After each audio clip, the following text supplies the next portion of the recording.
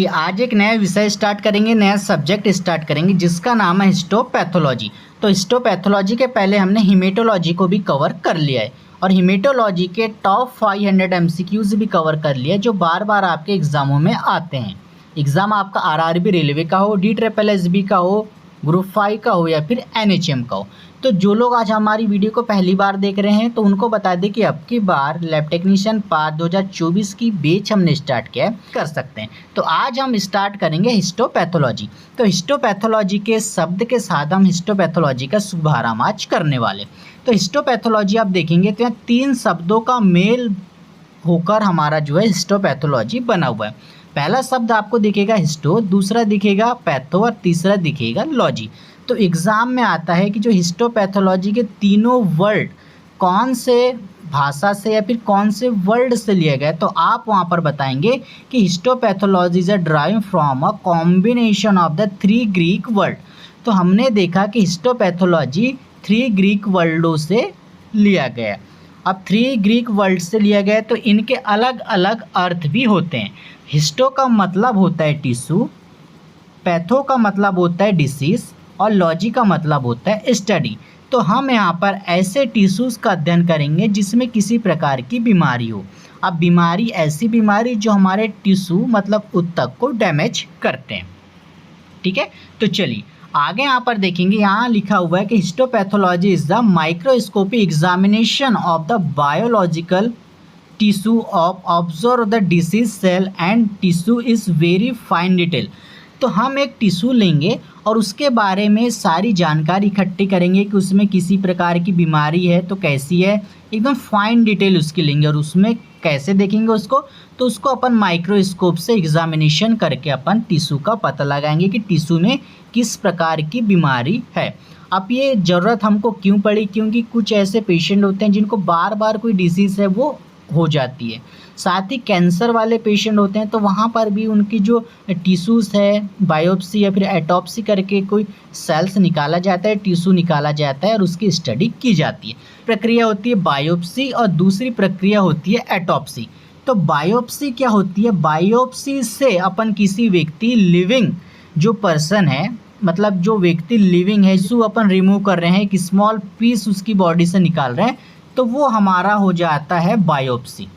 उसी प्रकार से कई दफ़ा आप देखेंगे किसी व्यक्ति का पोस्टमार्टम होता है और पता करना होता है कि व्यक्ति की मृत्यु कैसे हुई, तो उस प्रकार से भी कुछ टिश्यू का एग्जामिनेशन करते हैं जिसको बोलता है एटॉप्सी। तो हमने सीखा कि जो पोस्टमार्टम करके किसी व्यक्ति का जो सेल एग्जामिनेशन के लिए अपन ले रहे हैं डेड बॉडी का, उसको बोलेंगे अपन एटॉप्सी। और लिविंग व्यक्ति का जो व्यक्ति जीवित है उन व्यक्ति ले रहे हैं उसको बोल रहे हैं अपन बायोप्सी। चाहे सैंपल आपका बायोप्सी से लिया गया हो या फिर एटॉप्सी से लिया गया हो, तो जो सैंपल आपके पास आएंगे लेबल होकर आएंगे, मतलब इसकी लेबलिंग पहले से हो चुकी होगी। लेबलिंग में देखा जाता है कि पेशेंट का नाम होता है, पेशेंट के कौन से आर्गन से या फिर कौन से अंग से जो टिश्यू का सैंपल लिया गया, सारी जानकारी उसमें फिक्स होती है। उसके बाद जो आपके पास सैंपल आता है तो डायरेक्ट आप उस सैंपल को माइक्रोस्कोप की सहायता से आइडेंटिफिकेशन नहीं करते। तो जो टिश्यू आते हैं उसी स्टेप को अपन टिश्यू प्रोसेसिंग कहते हैं। तो टिश्यू प्रोसेसिंग के ही सहायता से टिश्यू को विभिन्न स्टेप से प्रक्रिया से गुजारा जाता है ताकि अपन उसको माइक्रोस्कोप से एग्जामिनेशन कर पाए। तो कुछ स्टेप के यहाँ पर नाम लिखे गए हैं जो आपको ध्यान से देखना है और समझना है। पहला स्टेप होता है फिक्सेशन, सेकंड स्टेप होता है डिकैल्सिफिकेशन, थर्ड होता है डिहाइड्रेशन, फोर्थ होता है क्लियरिंग। उसी प्रकार से हम देखेंगे तो इसमें फिफ्थ होगा इन्फिल्ट्रेशन, 6 होगा एम्बेडिंग, 7 होगा सेक्शन कटिंग, 8 होगा इसमें स्टेनिंग और 9 होगा इसमें माउंटिंग। इसी प्रकार से 9 स्टेप से जो आपका जो टिश्यू गुजरता है इसी को हम टिश्यू प्रोसेसिंग कहते हैं। तो यहीं से एग्जामिनर आपके एग्ज़ामों में जो क्वेश्चन यहाँ से करते हैं। तो देखिए सबसे पहले हमने यहाँ पर लिखा है फिक्सेशन। तो फिक्सेशन करने की ज़रूरत हमको क्यों पड़ी, तो आपकी जो टिश्यू आ रही है, टिश्यू को अगर मांस का टुकड़ा है उसको अपन अगर आप नॉर्मल जगह पे रख दोगे तो थोड़े दिन बाद या फिर कुछ घंटों बाद उसमें कुछ बायोकेमिकल चेंजेस आ जाते हैं। उसी प्रकार से जो आपकी टिश्यू है उसको आप खुले में रख देंगे या फिर कंटामिनेटेड चीज़ में रख देंगे या फिर ऐसी खुले जगह में रख देंगे, तो जो टिश्यू स्टडी के लिए आई है वो ख़राब हो जाएगी। इसीलिए हम फिक्सेशन का यूज़ करते हैं। यहाँ पर लिखा क्या हुआ है कि fixation is the critical step है हिस्टोपैथोलॉजी का, जिसमें आप जो टिश्यू को प्रिजर्व मतलब कि संभाल के रखते हैं, उसकी जो लाइफ है वो बढ़ सके, जो उसकी लाइफ है वो जैसे कि तैसी रह सके। तो क्योंकि उसको अपने को माइक्रोस्कोप में एनालिसिस आगे करना होता है। तो इसमें करने के लिए कौन से रिएजेंट का अपन उपयोग करते हैं तो वो देखते हैं। साथ ही देखेंगे कि फिक्सेशन करने की ज़रूरत हमको क्यों पड़ी। हमने आपको बताया था कि क्यों पड़ी, टू प्रिजर्व द टिश्यू को प्रिजर्व करना है, उसकी लाइव स्टेट में रखना है, मतलब वो जीवित है तो उसको जीवित हमको रखना है, ठीक है। दूसरा, प्रिजर्व करने की ज़रूरत इसीलिए पड़ी क्योंकि उनकी जो ऑटोलाइसिस ना हो, उसमें कोई बैक्टीरिया का अटैक ना हो। बैक्टीरिया का अटैक हो जाएगा, ऑटोलाइसिस हो जाएगी तो आप उसको अच्छे से स्टडी आगे नहीं कर पाएंगे। साथ ही प्रिवेंट उसको करना है टिश्यू को, क्योंकि उसमें चेंजिंग ना हो कोई उनके शेप में या फिर उनकी साइज में ड्यूरिंग प्रोसीजर। जब आप प्रोसेसिंग करेंगे तो उसके जो उसमें चेंजिंग ना हो उनके शेप में। टिश्यू को फिक्स करने के लिए कुछ रसायन की ज़रूरत पड़ती है, कुछ रिएजेंट की ज़रूरत पड़ती है, तो उनका नाम हम यहाँ देखेंगे। साथ ही वो रिएजेंट को 2 भागों में यहाँ पर बांटा गया है। पहला भाग बांटा गया है जहाँ पर ये सिंगल यूज़ होते हैं, उनको सिंपल फिक्सेटिव कहते हैं, और 2 या 2 से ज़्यादा रिएजेंट से जो मिलकर बने होते हैं उनको कंपाउंड फिक्सेटिव कहते हैं। तो सिंपल फिक्सेटिव की बात हम यहाँ पर करेंगे। तो सिंपल फिक्सेटिव आपने सुना होगा कि फॉर्मेलिन, 10% फॉर्मेलिन का उपयोग आप ज़्यादातर टिश्यू प्रोसेसिंग में करते हैं, तो 10% फॉर्मेलिन का उपयोग आप करते हैं। साथ ही फॉर्मेलिन आपके पास नहीं है तो आप एसीटोन का भी कर सकते हैं, मरकरी क्लोराइड का उपयोग कर सकते हैं, पोटेशियम डाइक्रोमेट का भी कर सकते हैं, ऑस्मोइक एसिड का भी कर सकते हैं, ऑस्मोनियम टेट्रा ऑक्साइड का कर सकते हैं, फिर पिक्रिक एसिड का कर सकते हैं। तो यहाँ पर जो 8 प्रकार के हमने जो रिएजेंट देखे, formalin, acetone, mercury chloride, potassium dichromate, osmic acid, osmium tetra oxide या पिक्रिक एसिड, ये हमारे सिंपल फिक्सेटिव है जिसका उपयोग हम टिश्यू को फिक्स करने में कर सकते हैं। अब यहाँ पर दूसरा जो फिक्सेटिव यहाँ पर होता है कंपाउंड फिक्सेटिव।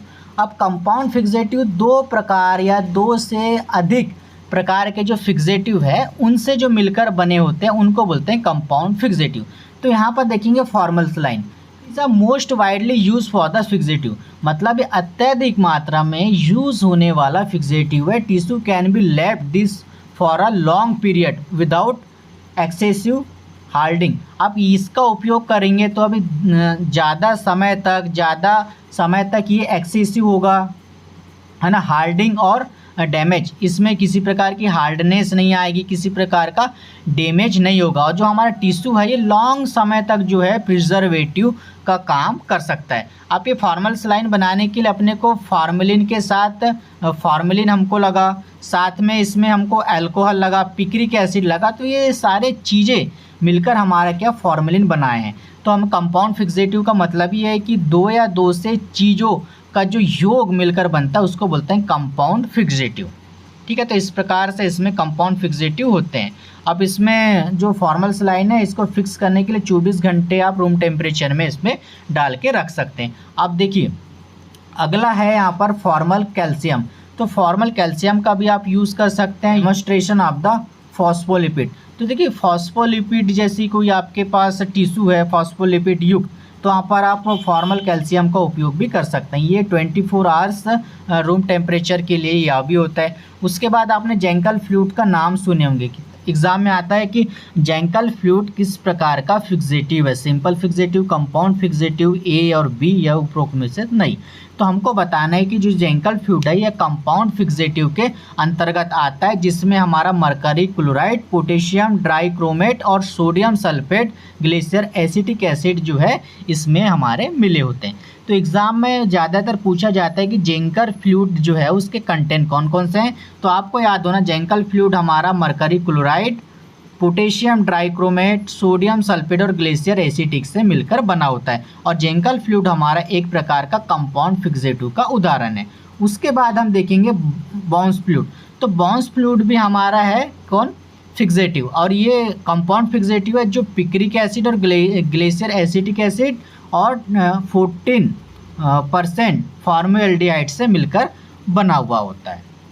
तो इसी प्रकार से आज जो फिक्सेटिव का हमारा क्लास था, कल आगे की स्टेप में अपन बात करेंगे। ठीक है, आज के लिए इतना ही। कल मिलते हैं नए वीडियो में नए नॉलेज के साथ। टिश्यू प्रोसेसिंग को आगे प्रोसेस करेंगे।